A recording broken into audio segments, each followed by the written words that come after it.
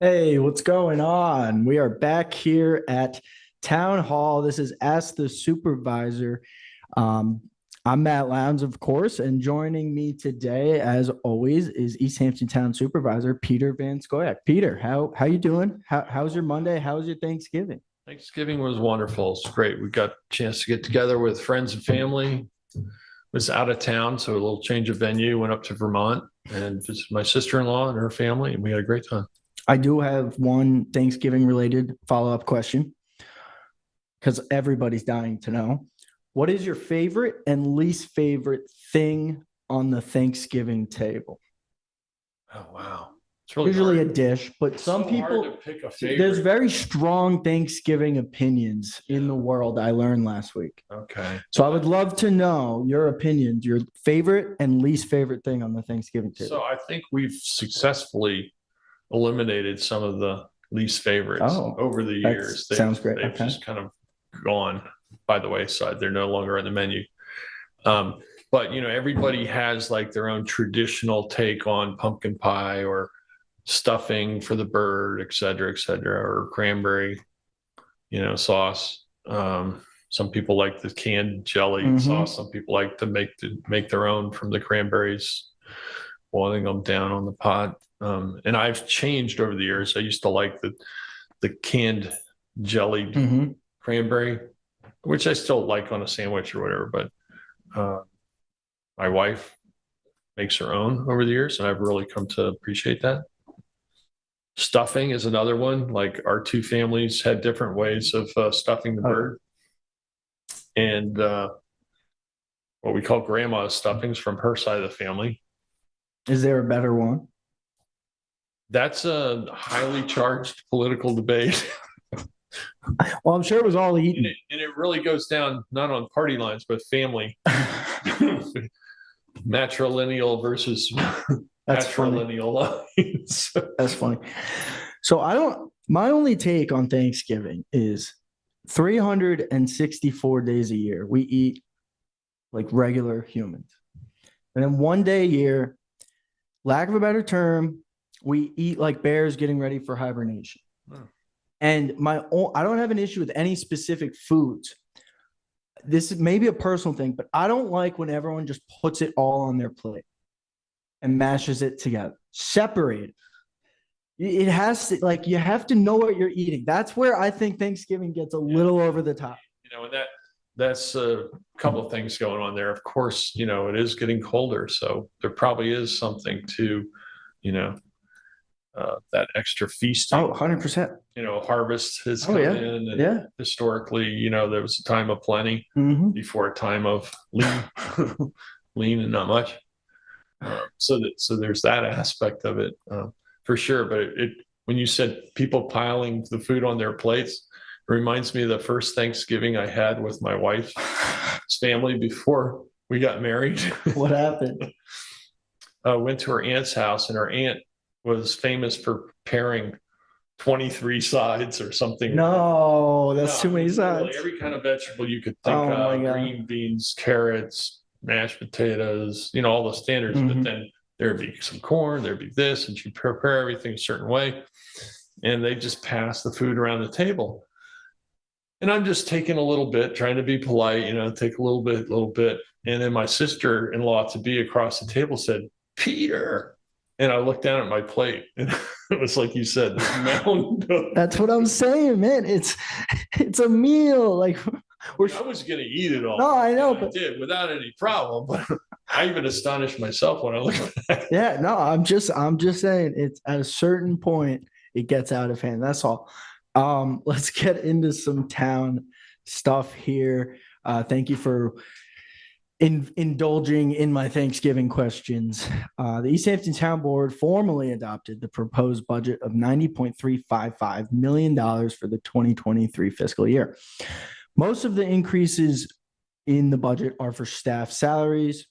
My question to you, really based on this, is what has been the biggest difficulty in retaining staff for the town of East Hampton? Honestly, I think it all comes down to housing, Mm-hmm. and you get right down to it. Because without local housing, you know, uh, people, whether they work for the municipality or area businesses, are forced to commute. And it's a very challenging commute to come from a more affordable community to get here. Yeah. And that's a disincentive. And over time, some people just decide, you know what, I can make as much or more money closer to home, and then they do so. And then we find people who have lived here forced out of their living situations, and so we lose folks that way. So I think it comes down to housing, but housing affordability is also a component of how much money you make. And so I think we need to really address the problem, not just by trying to create more housing, but also to be more competitive with our pay scale. We're simply going to have to pay more. So we've taken significant steps to do that. I think our employees are happy about those increases. Some of which were around 10% above what they were making, and I do think we're going to have to continue to make adjustments due to the cost of housing, but also inflation in general across the board are such that just for basics, food, housing, clothing.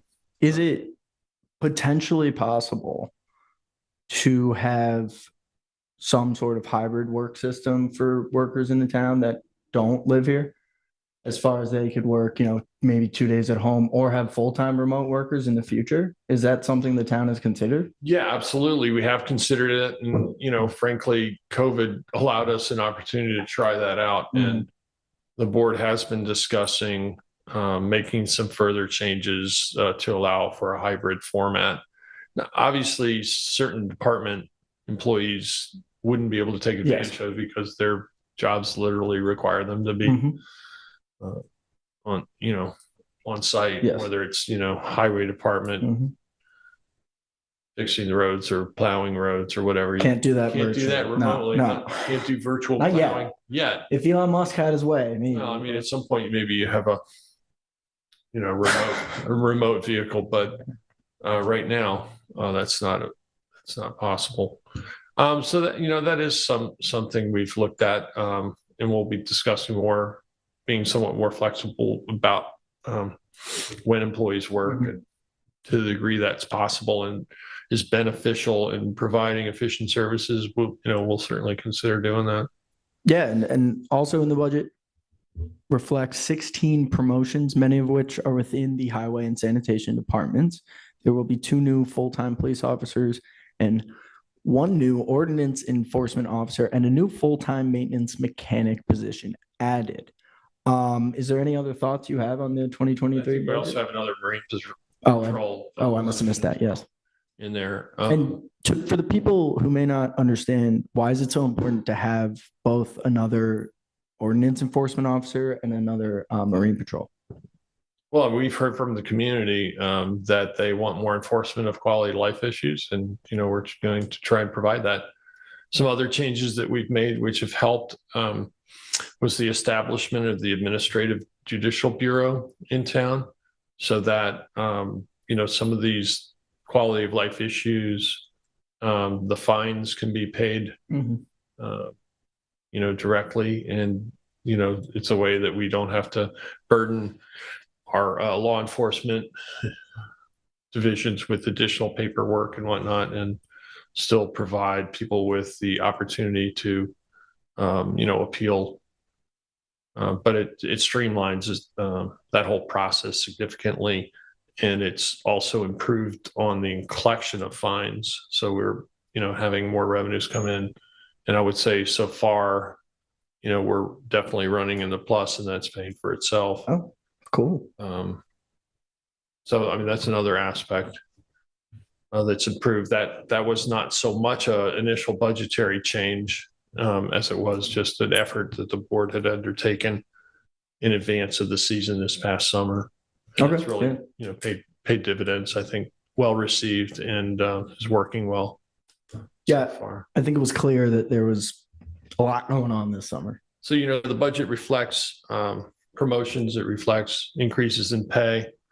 It also reflects the various costs that we have that are associated with employees that we have no control over or have little control over. Their obligations that we have with bargaining units, the health insurance cost benefit packages, and also, state retirement.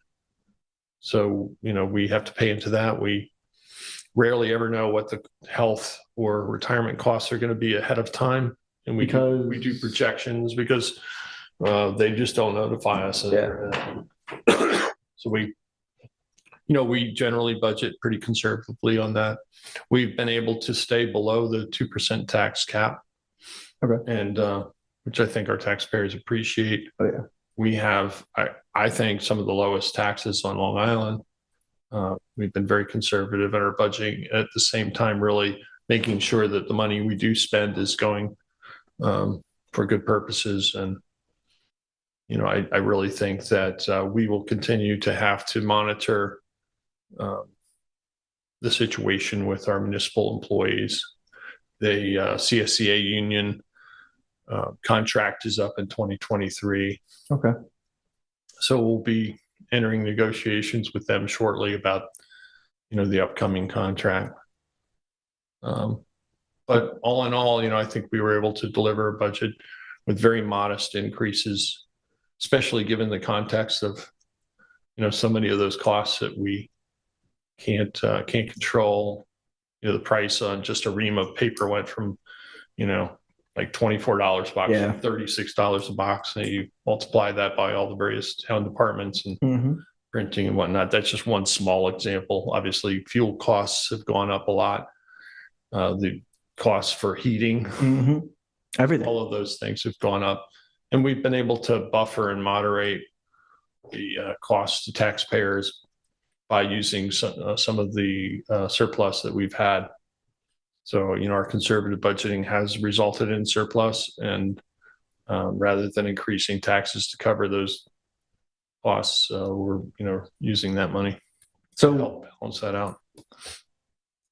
Overall, what would be, I guess my question to you is, when you said you had to guess or project, so to speak. Well, it's an educated guess. What happens if you ended up going under? Are you then able to then put it back in? So that's a surplus that we have. And because of the conservative budgeting, we have, we've had a history of having, at least during my administration, of being able to retire some of that money into surplus, undedicated surplus, as well as surplus in some of the individual funds.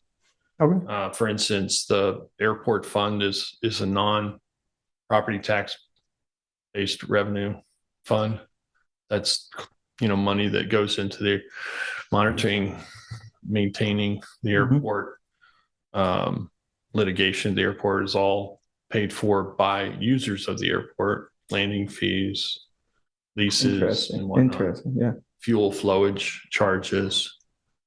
So taxpayers don't pay for anything associated with the airport, despite what you may have read in a full ad in the last 6 months. No, I'm not trying to change the subject so aggressively, but I guess that's been one of the main things I keep hearing from people who maybe don't follow the town board meetings or whatever it may be. But a lot of people think the town is spending millions and millions and millions of dollars on lawyers for the lawsuits with the airport. But according to you, there's already been a fund in place. Unfortunately, we've spent, I think we're now a race cap to over $3 million for 2022 for defending the litigation at the airport. But we didn't start the litigation. We're defending the litigation. But I think taxpayers need to remember that although aviation interests are taking out full page ads saying something to the contrary, they're not paying for the airport litigation in their taxes. Look at your tax bill and see what it says under the line airport on your tax bill. It says zero because you don't pay. That's what I'm saying is it seems to be that people think they are paying for it. Well, that's because they've been told by aviation interests, Mhm. they are paying for it. Mhm. And so they're concerned about it. I can see people being concerned about that. What, you spent $2 million, $3 million defending lawsuits at the airport? Maybe they don't want, maybe some folks will say you should try and settle. Well, we may try and settle, but it will be on terms that are favorable to the people of East Hampton and not special interests. Not just settling to settle for settling's sake. Yeah. Okay. Let's move on to the next topic. There is some exciting, some potential exciting news on the affordable housing, community out here, so to speak. The Old Stearns department store is open. The developer is open to potentially selling the land to the town to create what could be an affordable housing overlay, which would allow for 8 apartments per acre or 4 single-family resident units per acre. Size of property could allow up to 32 apartment units or 16 single-family residential units. That's quite a good amount of units. And just some quick, I thought was some fun history to this story.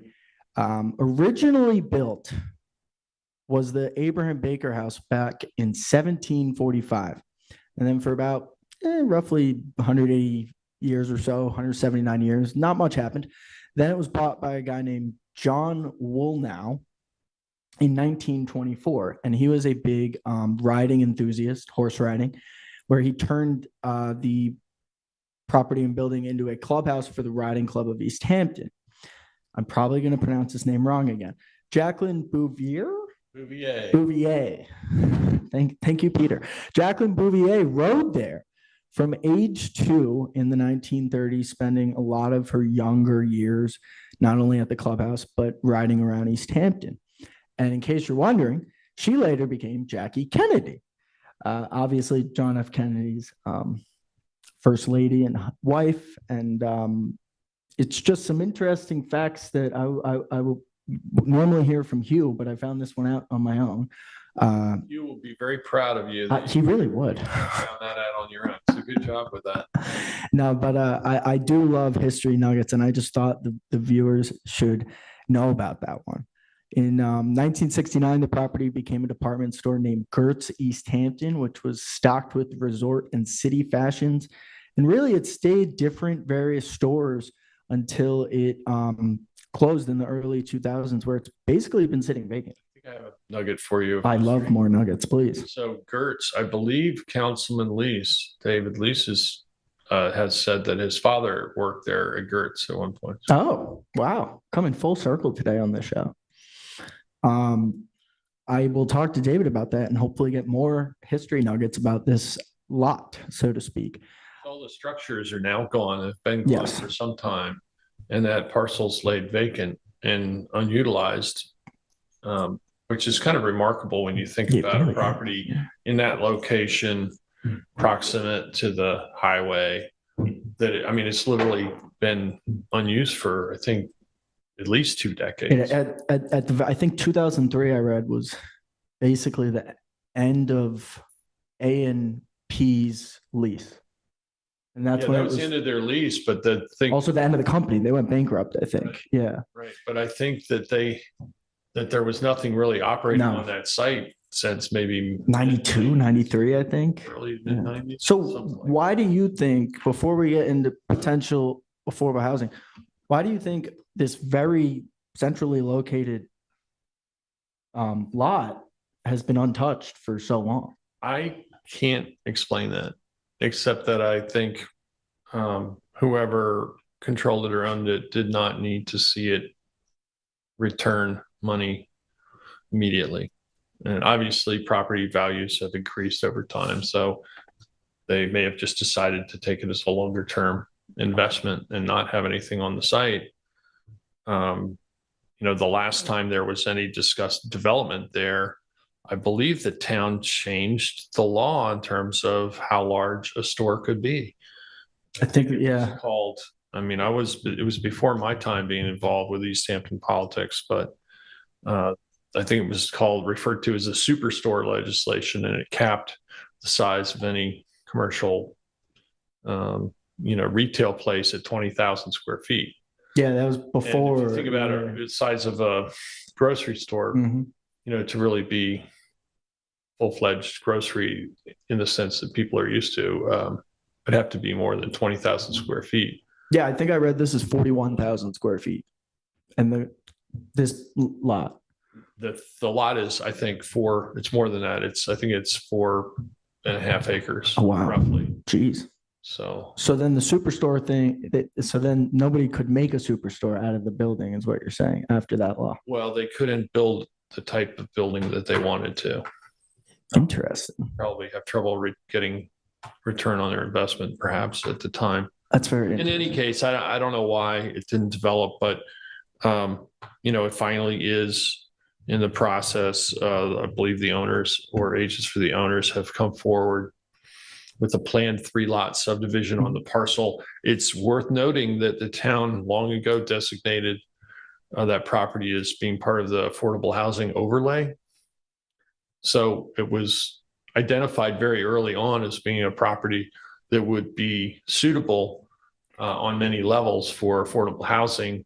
Again, I think its proximity to other stores, to transportation, centrally located, has those attributes. So my understanding is that as the planning board has reviewed this property, they've taken into account the affordable housing overlay. Mhm. They're aware of the town's efforts to create affordable housing at any possible location we can, given the crisis that we're in, and therefore recommended that we consider it. It's actually a parcel we have considered in the past. And I don't know if the time will be right now or not, but obviously we have to have a willing seller, which I'm been told the owners would be amenable to considering a purchase by the town. So at this point, we have to do an appraisal of the property and see if, we can reach some sort of agreement on the property. The town board has been very active in trying to find possible sites for housing. How do you, I've been wondering that, is if you don't mind, how does someone go about saying this lot could be good for affordable housing? And then how does it get to the town board and the planning board? How does that process actually work? So we have a housing and community development department. Okay. We also have a land acquisition department. So, and then you have board members who are, interested in trying to find properties. And so working together, we've looked at a number of sites. We also have a planning department that takes into consideration the attributes of a property, its proximity to amenities and transportation, whatnot. And there's a list of criteria that we literally go through a checklist. Is it possible to have maybe not all the checks crossed and still, it doesn't have to be 5 out of 5 checks, so to speak? No. Obviously, the higher rated a property, the more desirable it would be for any given activity, whether it would be open space preservation or affordable housing or what have you, or development of, for instance, the town's industrial park properties that town owns. We look at the criteria on those as well. So, there's a ranking of that done by the planning department. The town's land acquisition arranges for appraisals and enters discussions with owners about potential acquisition and negotiates price and whatnot, conditions, along with the town board and town attorney's office. Is there any not financial, how can, if someone naive would say, yeah, but they could sell it to someone else for a lot more money. How does the town even it out financially, so to speak? Because I read something along the lines about a bargain sale technique in which the owner, this is what they were talking about. The owner can donate a certain percentage of the value to the town and use that to offset the capital gain. Yeah. So Yeah. can you there's- explain there are that? well, there are tax implications. If it's considered a bargain sale, and the difference between that and fair market value could be deducted on the taxes, for instance, Oh, okay. as a donation, Okay. if you will. I think that's one way Yeah, it can yeah. be handled. No, I was just wondering because, And for yeah. some people, that's enough of an incentive to make us competitive in acquisitions. But that's been a challenge for us in terms of acquisitions. We can only pay appraised value, Yes. essentially, and in a market where prices are going up, and an appraisal that's 3 months old, Maybe 0.01% of maybe homes on the market. maybe hundreds of thousands of dollars difference already, or there, what is value? A value is established by sales that have already taken place. But if you have someone come in and they're willing to spend twice what everybody thinks it's worth, That's a new value. Yeah. it's a new value, but the town can't compete with that. That's a problem. Is there anything other cities do to compete with this type of issue? Or is it, lack of a better term, tough? Well, it's been tough. Yeah. No, I know it's tough. I think, again, we have to have safeguards in place Mhm. to ensure that we're not paying more, that there's no Yes. funny business going on Mhm. between those who are making the acquisition and those who are selling. Of course. And so, it's appraisals are done by licensed professionals. They're verifiable. The criteria that used is standard practice, and those safeguards are important to have in place to ensure the integrity of acquisitions by the municipality. I think it's necessary. They're not necessary or in place for private sector acquisitions, necessarily. So that's what we compete with, whether it's purchasing for open space or affordable housing. Some owners are willing to sell to the town for open space, but they don't want to sell for affordable housing. We've had that happen as well. It's very interesting. Or we'll have people who are willing to donate the property, but they only want it used for specific purposes.